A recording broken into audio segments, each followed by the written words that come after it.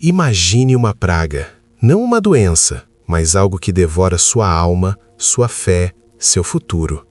Em um único dia, 24.000 vidas se perdem. E o gatilho? Não foi uma espada nem veneno. Foi um simples olhar, um sorriso, uma conexão, que se tornou um veneno silencioso. Este é o segredo sombrio de Números 25. Olá, buscadores da verdade! Sejam bem-vindos ao Entenda a Palavra. Hoje vamos mergulhar em uma das passagens mais perturbadoras e, ao mesmo tempo, reveladoras da Bíblia. Números, capítulo 25. Uma história de tentação, traição e destruição massiva que parece ter sido esquecida, mas que guarda a chave para entender por que tantos relacionamentos hoje silenciosamente roubam nossa essência, destroem nossos sonhos e desviam nossos destinos. Você está prestes a descobrir o plano oculto por trás das conexões que parecem inofensivas, mas que carregam consigo um potencial devastador. Prepare-se, porque o que aconteceu em Moabe pode estar acontecendo em sua vida agora. Se você busca compreender as sutilezas do mal e proteger seu caminho, este vídeo é para você. Não deixe de se inscrever no canal e ativar o sininho para não perder nenhuma das nossas profundas análises da palavra. O palco da tentação, as margens da terra prometida e a estratégia invisível. Estamos em um momento crucial da história de Israel. 40 longos anos se passaram desde que saíram do Egito, atravessaram o deserto e viram uma geração inteira perecer devido à incredulidade. Agora, o povo está à beira da terra prometida, Canaã. A tensão é palpável, a expectativa imensa. Eles estão acampados nas campinas de Moabe, um lugar de transição, um portal para o cumprimento das promessas de Deus. Mas como tantas vezes na vida, a maior vulnerabilidade não reside nos desafios externos, mas na calmaria aparente que precede a tempestade. A região de Moabe, diferente do deserto árido que acabaram de atravessar, era exuberante, com vales férteis e cidades que ofereciam conforto. A paisagem em si não representava uma ameaça, mas a cultura ali presente carregava um veneno. Israel, tão perto de seu destino final, estava exausto e talvez um pouco complacente.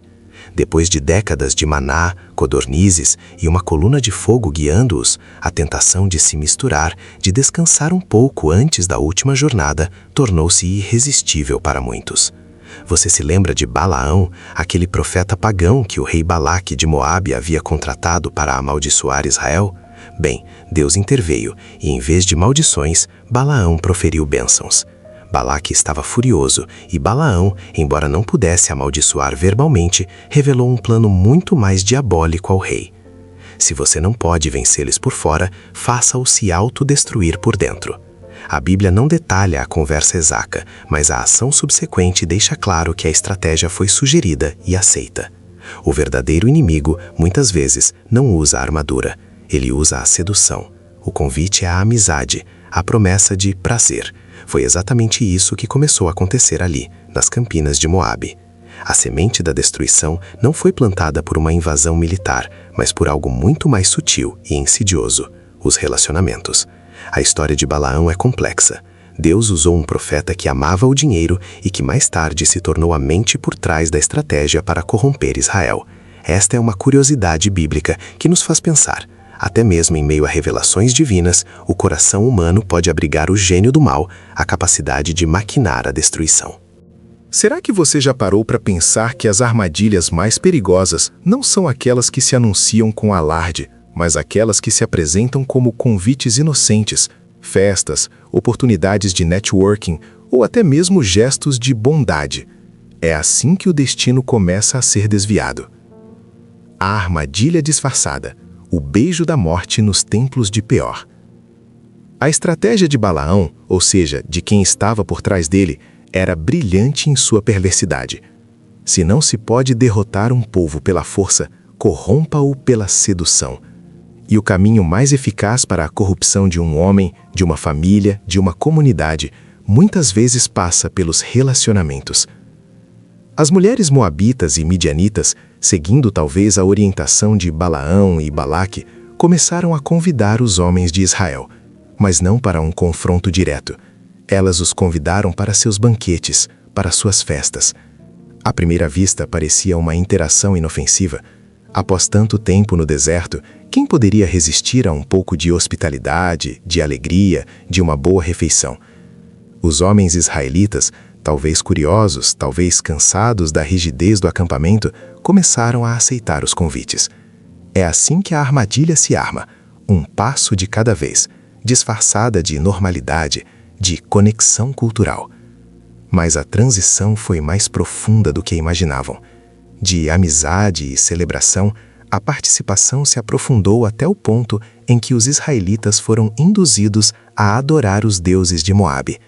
O principal deles, e o mais infame aqui, era Baal-Peor. E aqui está a parte chocante, o beijo da morte. O culto a Baal-Peor não era apenas sobre prostrar-se a uma estátua.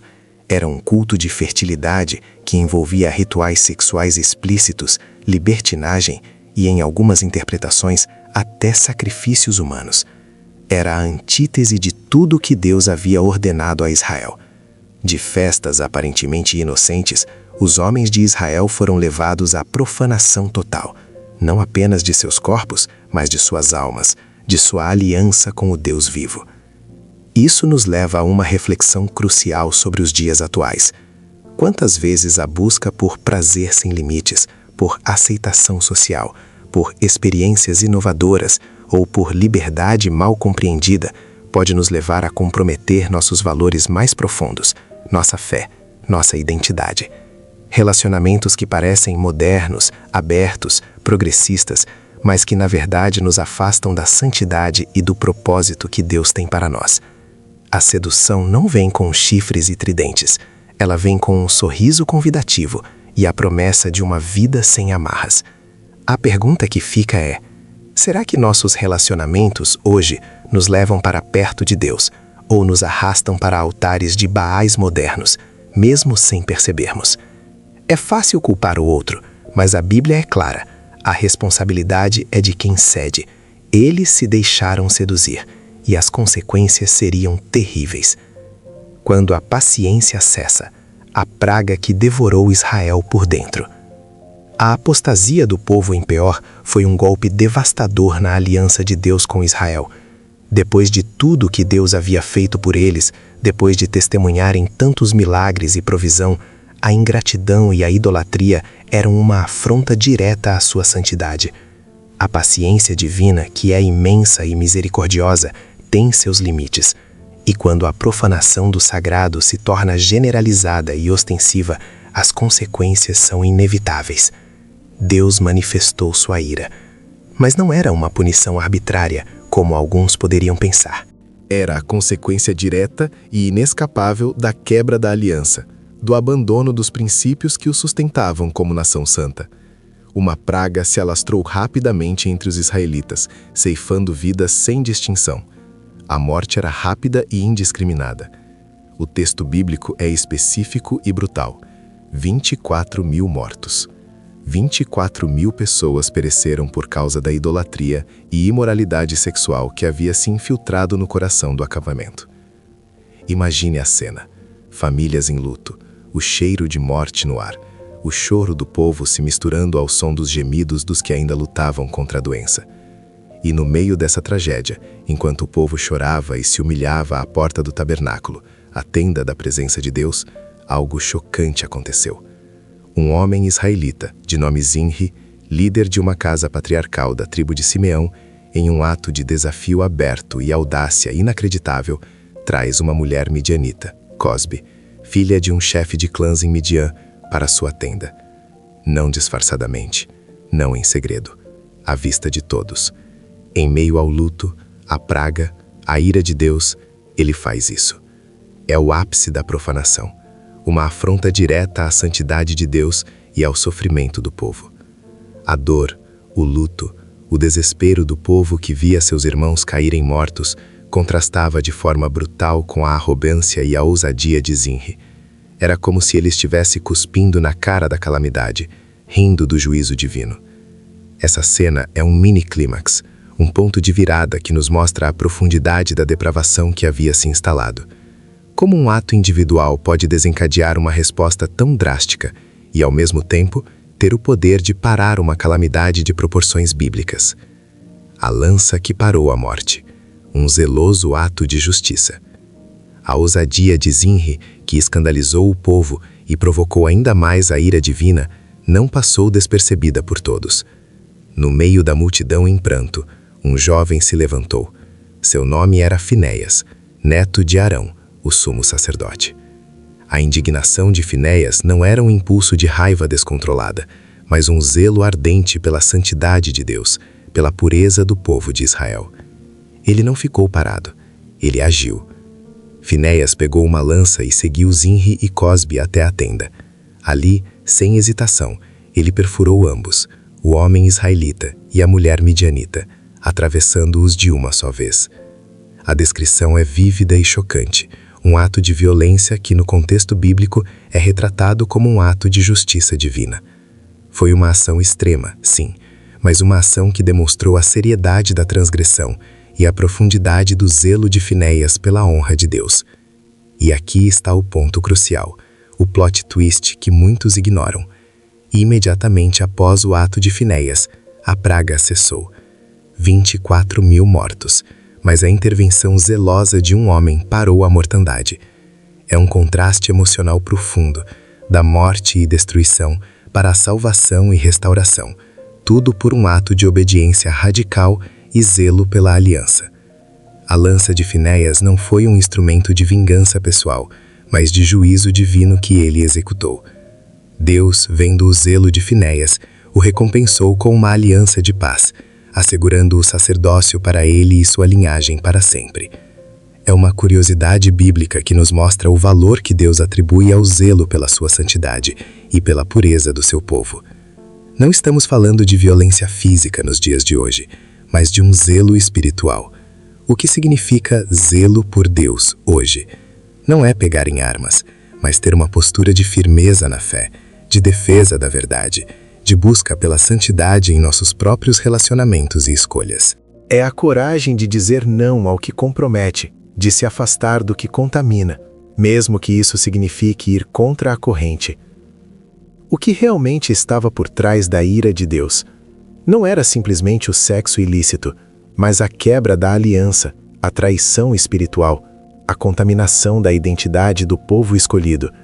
E essa contaminação começava quase imperceptivelmente nos relacionamentos que pareciam inofensivos. Eles estavam se casando espiritualmente com uma cultura que desonrava a Deus, abrindo as portas para uma apostasia profunda. Isso nos faz refletir. Relacionamentos não são neutros. Eles nos elevam ou nos puxam para baixo. Nos aproximam ou nos afastam de Deus. Números 25. Hoje, os relacionamentos que roubam seu destino. A história de Números 25 não é apenas um relato antigo de juízo e redenção. É um espelho para os desafios que enfrentamos hoje. O segredo por trás dos relacionamentos que destroem destinos não está naqueles que se anunciam como inimigos, mas naqueles que se apresentam como convites, como amizades, como oportunidades, mas que na verdade são cavalo de Troia para a apostasia e a destruição de nossa identidade e propósito. A essência do pecado em Peor não foi apenas a imoralidade sexual, foi a idolatria que veio através das conexões erradas. Os israelitas não foram atacados por fora, eles foram seduzidos por dentro, por relacionamentos que os desviaram da sua identidade, do seu propósito e da sua aliança com Deus. O plot twist retroativo é que Balalão não conseguiu amaldiçoar Israel com suas palavras, mas ofereceu uma estratégia que o inimigo usou com maestria: a sedução moral e espiritual, através de pessoas, de interações aparentemente inofensivas. Pense nisso. Quais são os baais modernos que nossos relacionamentos nos convidam a adorar? A busca incessante por validação em redes sociais, o status social a qualquer custo, o prazer imediato sem pensar nas consequências, a segurança financeira que compromete a integridade, a aceitação social que exige que você negue sua fé, ou uma espiritualidade que se adapta a tudo, menos à verdade bíblica. É difícil discernir essas conexões. Elas não vêm com um rótulo de perigo, elas vêm com sorrisos, promessas de companheirismo, de amor, de sucesso. Mas, como as moabitas e midianitas, elas podem trazer consigo valores e práticas que corroem sua fé e seus princípios de dentro para fora. Perguntas retóricas que você precisa se fazer. Quem são as pessoas que você permite em seu círculo mais íntimo? Elas te aproximam ou te afastam do seu propósito em Deus? As conversas, os hábitos, as prioridades que esses relacionamentos trazem para a sua vida estão alinhadas com o seu destino ou te desviam dele? O clímax da revelação é este: os relacionamentos que destroem destinos não são sempre óbvios vilões. São muitas vezes as conexões aparentemente inofensivas que corroem sua fé, seus valores, sua moral e sua identidade de dentro para fora, exatamente como aconteceu em Peor. Elas não tiram tudo de uma vez, mas roubam sua essência, seu tempo, seu foco, seus sonhos, até que você se veja em um lugar muito distante de onde Deus o chamou para estar. E quando você percebe, a praga já se espalhou por várias áreas da sua vida. É por isso que o discernimento é tão vital. Não é sobre julgar as pessoas, mas sobre proteger seu próprio chamado, sua própria aliança com o Criador. A pergunta final não é se você será tentado, mas se você tem o discernimento e o zelo para identificar e se afastar dos Baais modernos que se disfarçam de relacionamentos. A história de Números 25 nos convida a uma reflexão profunda sobre nossas escolhas, sobre a santidade de nossas conexões e sobre a coragem de Finéias em proteger o que é sagrado. Que o zelo pela sua vida, pela sua fé e pelo seu destino seja a sua prioridade.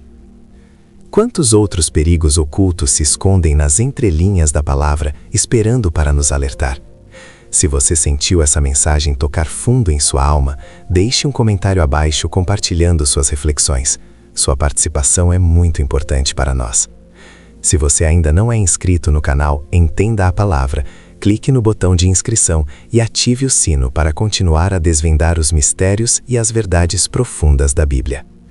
No nosso próximo vídeo, vamos explorar como discernir um relacionamento tóxico do ponto de vista bíblico e quais são os sinais de alerta que a palavra nos oferece para proteger nosso caminho e nosso destino.